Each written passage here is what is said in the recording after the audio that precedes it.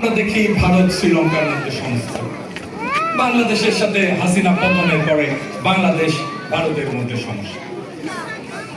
আচ্ছা, একটা জিনিস বলেন তো, যে এই যে এতগুলো দেশ আছে ভারতের চারপাশে, এর মধ্যে কোন দেশটা ভারতের সবচেয়ে বড় শত্রু? কে বলতে পারে?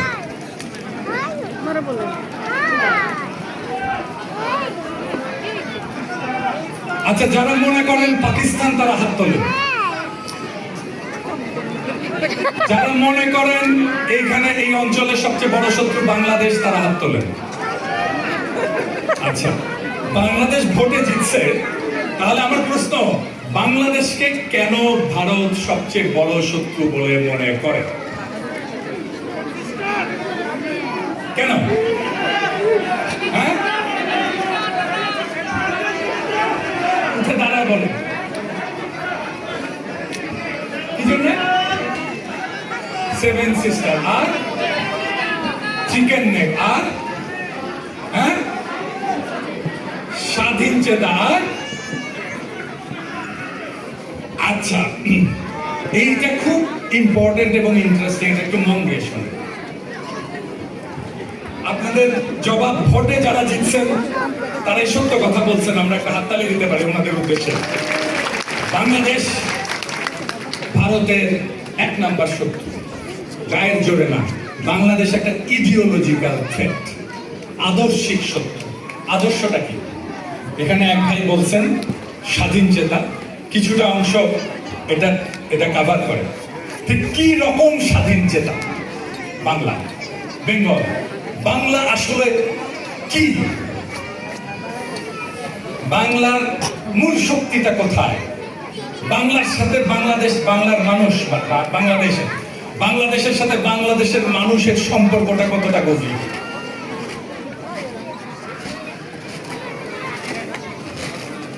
আমি এক এক করে বলি। আমরা যে বাংলাদেশটাকে এখন দেখি, এই বাংলাদেশ এরকম ছিল না।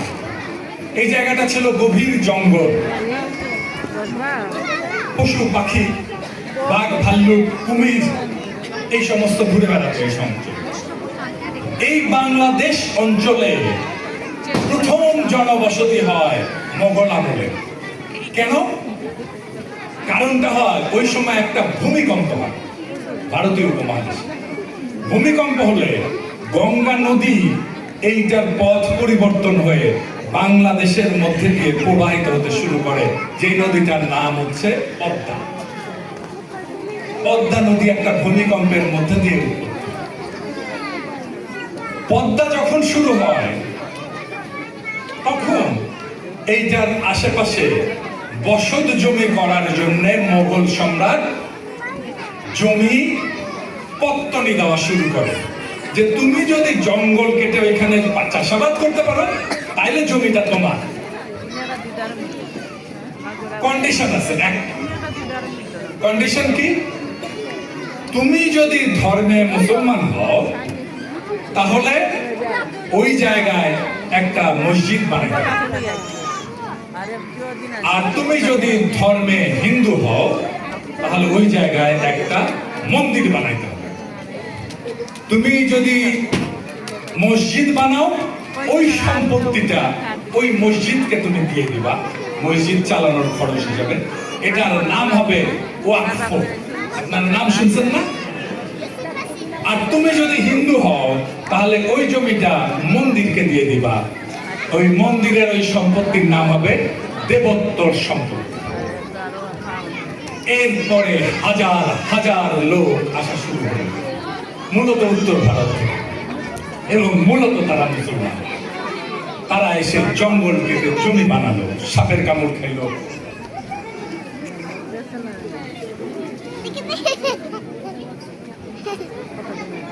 তো সাপের কামড় খাইল, সাপের কামড় খেয়ে মারা গেল এবং জমি উদ্ধার করল।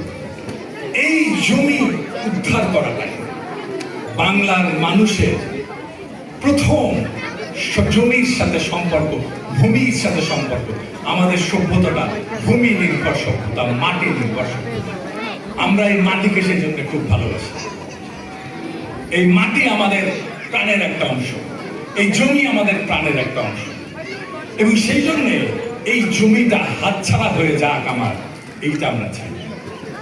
এই জমির উপরে আমার সার্বভৌম অধিকার, এইটা যদি কেউ কেড়ে নিতে চায়, আমরা বিদ্রোহ করে বসি।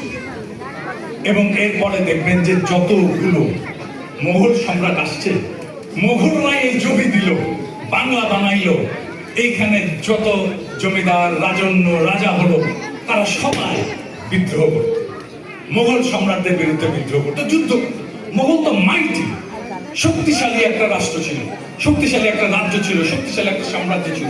এই মোগলদের বিরুদ্ধে যুদ্ধ করতো।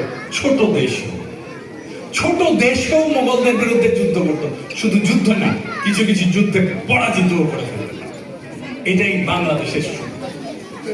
এই জন্যেই সুকান্ত একটা কবিতা লিখছিল, বন্ধু তোমার ছাড়ো উঠবে সুতীক্ষ্ণ করো চিত্ত, বাংলার মাটি দুর্জয় ঘাটি বুঝে নেই দুর্বৃত্ত। এই বাংলা, বাংলাদেশ, এটা একটা দুর্জয় ঘাটি। এইটাই হচ্ছে আমাদের ইডিওলজিক্যাল